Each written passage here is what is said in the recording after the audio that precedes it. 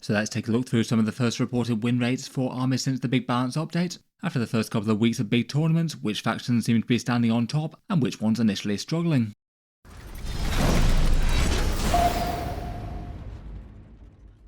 Hello and welcome back to Auspex Tactics, where today I wanted to take a look at some army win rates and tournament performance, looking in with some interest to see how the theory crafting from Warhammer 40K's latest big balance update actually seems to perform on the tabletop.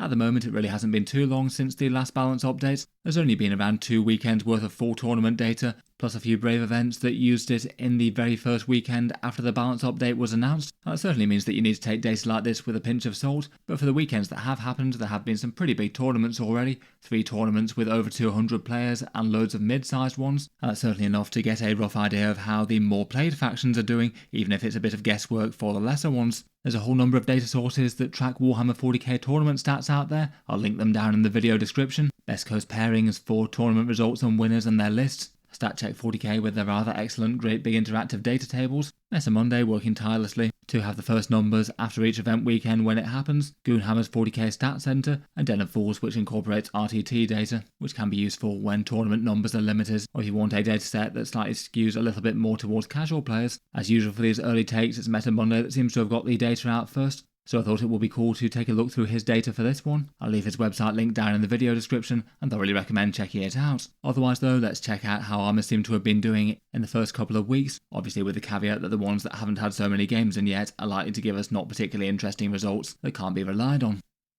Let's start with the armies that seem to be struggling a bit more and then go towards the strongest stuff. After these first 5, none of these seem to have particularly good top tournament performance. For one metric for that, I thought I'd count the armies that had either won an event or gone 5-0 undefeated in a straight row, which to my mind is kind of equivalent to doing that as well. None of these ones out of the first 5 achieved either of those metrics though. First up, as usual, we've got Imperial Agents, 30% win percent out of just 30 games. As usual, no one's really playing them, Games Workshop didn't help them, and there's not really enough data to say anything about their power really, but I feel like we know where they stand already. Drukhari are the other army that seem to be super low here at 35% of 90 games. Again, that's really not enough information though. A few players having a bad day could skew that in a big way. Pre-update they were around about 48% with the Sky Splinter and Reaper's Wager, and for the RTT data from Den of Fools it looks like they're a lot closer to 45%. With more information I suspect they'll settle more back to their above 45% at least that they had previously, even if I would be expecting them to be sort of on the lower end, kind of lower mid kind of power levels overall.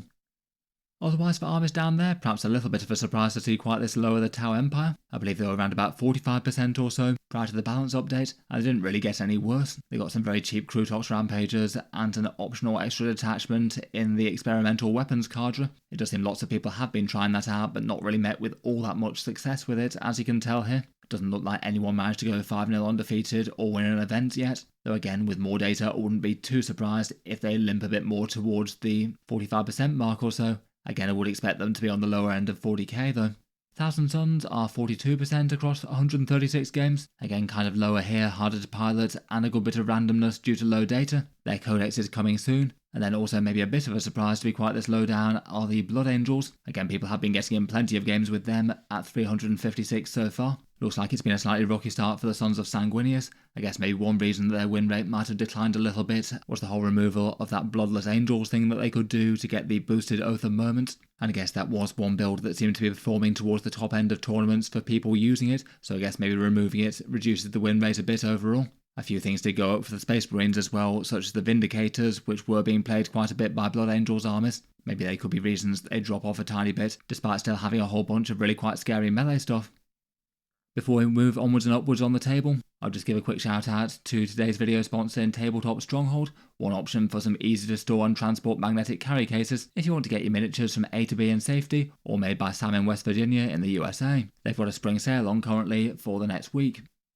Their take on the 40k magnetic carry case are their mag case designs. Basically a box made of notably sturdy MDF, very hard to break or damage it, with a whole bunch of different levels in it in which you can slot a bunch of steel trays. And the idea is that you attach magnets to the bases of your miniatures so they don't slide around in transit, and you can fit lots and lots of miniatures all on one tray altogether.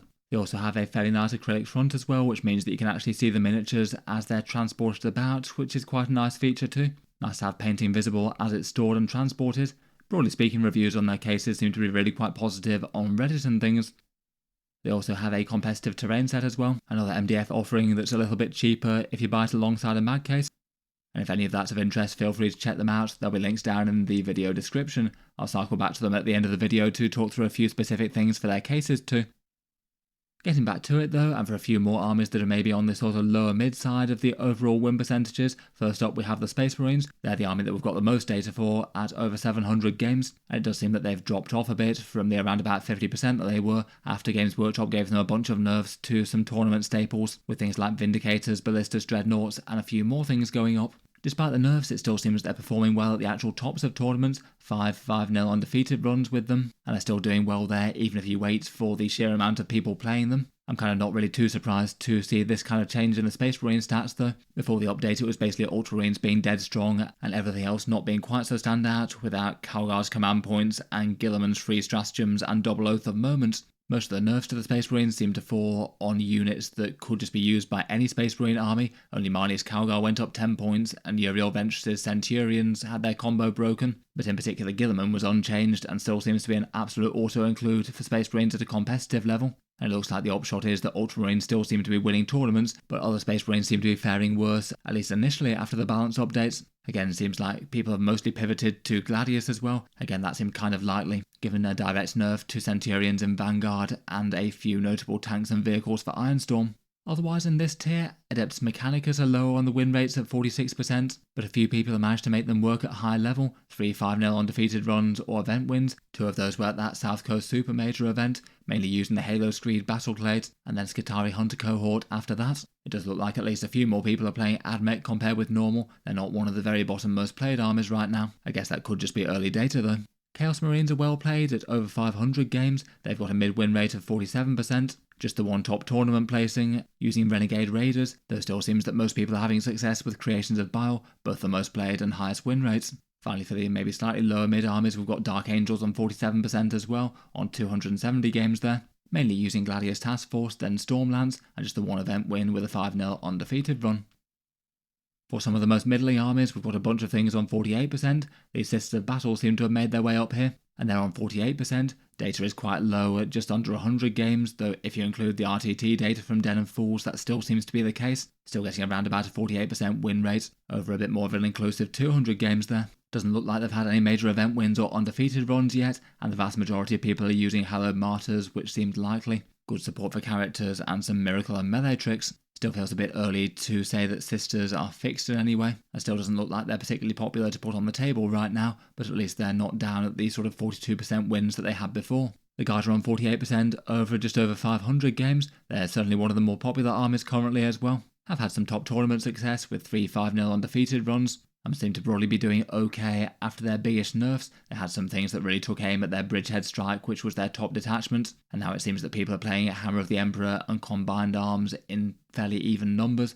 Lots of big scary battle tanks, and Kazakin and Tauroxes may be some of the most notable damage dealers. Seem like they're in at least a fairly balanced place currently.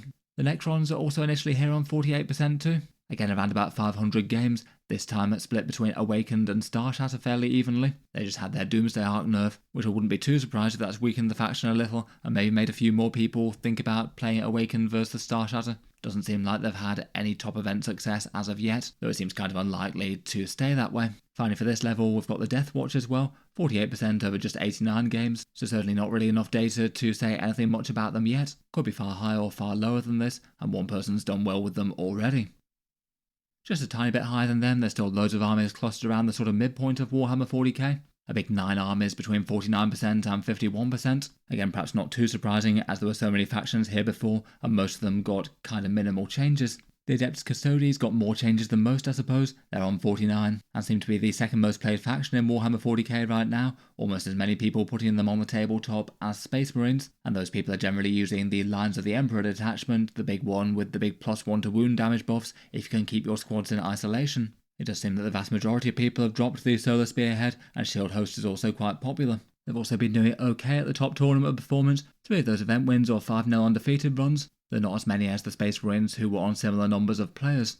The Death Guard there here too, and 49% on 370 games. 2 top tournament placings, still seem to be broadly doing fine despite some Predator tweaks, and I guess not really too long till they'll be getting their Codex. Tyranids are also on 49%, maybe being a little bit lesser played than they have been at some points in 10th edition with their big focus, 477 games played, 3 top event placings, and the vast majority of people are using invasion fleets, and they don't really seem to have fallen off in any significant way for a few small points nerfs to their best firepower. World Eaters are just a tiny bit ahead on 50% across a bit more than 300 games, again looking solidly well balanced as a mid-tier army, most using the Berserker warband. It doesn't really seem like people are rushing to Vessels of Wrath just because the princes got cheaper. They had 2 wins or 5-0 runs. Leagues of Votan are also on the midpoint at 50%, lesser played there at 200 odd games. No top event performances with that yet, and pretty much everyone sticking to the Oath band despite the changes to the Judgment tokens. The Half band now gets some doubly Judgment marked things, but doesn't look like it's moved the needle. I didn't really suspect that it would really. Chaos Knights are on the 50% point as well, slightly more played and slightly more event wins. They're mostly playing with War Dog spam as they normally are. The Grey Knights are also on 50 and had the 1 high placing. Again, a slightly lesser played army, and the nerfed Purgation squads basically seems to have meant that people have swapped them out of their Warpbane list and replaced them with something else. The Genestealer cults have got a 51% win rate. They felt like they were in a fairly solid position before. It still seems they're great at either winning events or going undefeated. They had 4 event wins between the Host of Ascension and the final day, the Allied Tyranid one, both of those being played in good numbers and both doing well. It certainly doesn't seem that 15 points on Neophytes has turned people off the Host of Ascension. In any case, very strong top event performance for their play rate so far.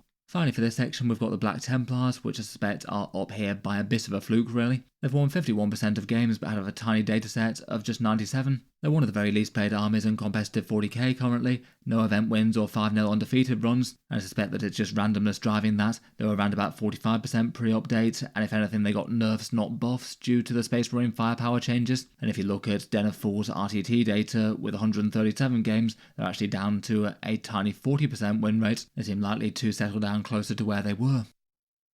4 of the 5 last armies jump a few percentage points though and go up to 53% for all of them. I'll start with the Space Wolves as that feels like they're in a maybe kind of similar sort of place to the Black Templars. Their win rate's 47% prior to the balance update and generally got more nerfs than buffs due to certain Space Marine firepower units going up. So I suspect that they've just had a good week or two with only a small amount of players and seems like they'll drop back a bit after this. Looks like they also had a bad first week from the RTT data, down at 40% from Den of Fools' datasets.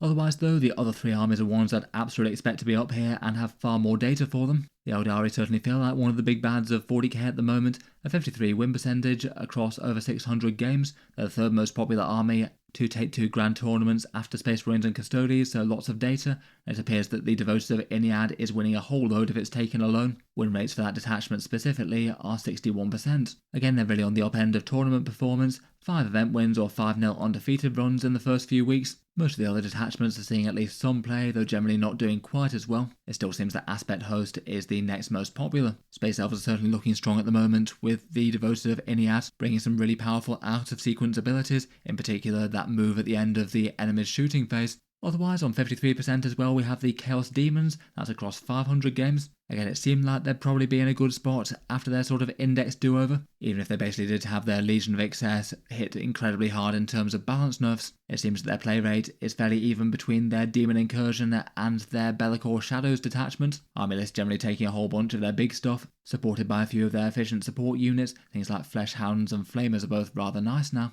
Again, they also seem to be doing pretty great at the tops of tournaments. 5-5-0 undefeated runs or outright event wins. They also seem like they're one of the strongest armies right now, even if they're maybe one of 40k's armies that's in a bit of an uncertain spot and might take some sort of new updates after the Deity Legion codexes come. Finally, for this section, we've got the Imperial Knights, 53% wins across 350 games. No huge changes from them, as they were similar to this prior to the update, both being fairly popular, doing pretty well with a lot of raw stats. Just the 1 top tournament placing, so less than the other armies. As ever, Knight armies not tending to be quite so good for winning grand tournaments as they are for winning smaller tournaments or playing casually. It just seemed very likely that they'd continue to do rather well between their cheap and efficient armigers and a bunch of the other top contenders getting nerfed. I suspect they might not have a great time against Mordaka though specifically, just given the crazy amount of damage that can do, being the absolute last thing that Knights want to be playing against.